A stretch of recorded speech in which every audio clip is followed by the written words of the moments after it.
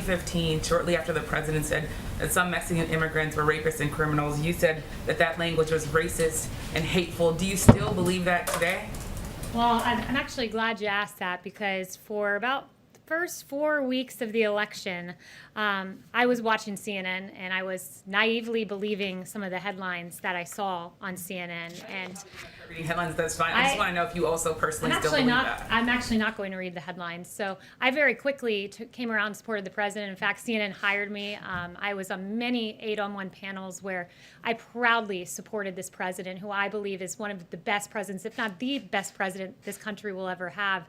But I would encourage the individual who did that analysis of my past, rather than focusing on me, he really should be focused on some of the very guests CNN chose to have on their network. He should be focused on, I mean, over here, Jim Clapper, who said, 10 days before he privately told investigators there was no evidence of collusion, that Watergate pales in comparison to the Russia probe. I'd encourage them to look at Samantha Powers, who's privately saying, I'm not in possession of any evidence of collusion. Ambassador Rice, I don't recall intelligence or evidence of any collusion. Former Attorney General Loretta Lynch, I do not recall that being briefed to me. And for 3 years, 2 years, probably more than that, CNN ran with the collusion narrative.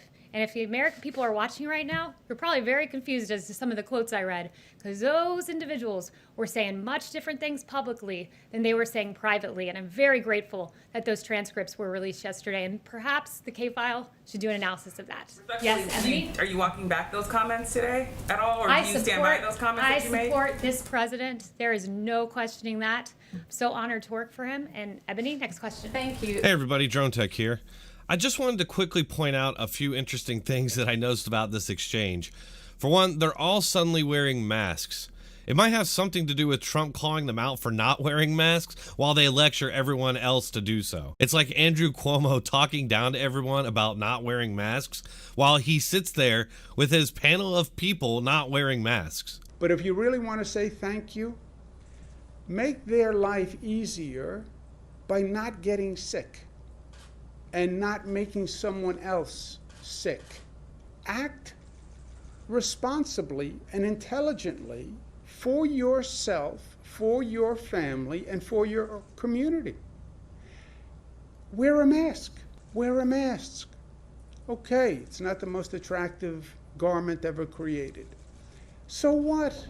The second thing I noticed is that when the Democrat Party operative asked that question about Trump's quote, she framed it as Trump said some Mexicans are criminals. The second question I have is, in 2015, shortly after the president said that some Mexican immigrants were rapists and criminals, some Mexican immigrants were rapists and criminals. That's not what CNN and the rest of the media have been saying for the last 4 years. I mean, as we all know, the coverage has always claimed that he said that about all Mexicans. Obviously, there's nothing controversial about saying some of the people crossing the border from Mexico are bad guys, which is why the media has to purposely misrepresent what he said, just like they have on several other occasions that persist to this day. Anyway, that was a pretty good smackdown by the new press secretary. She should have had some of those headlines ready to go. They're not hard to find, but maybe next time she'll be ready.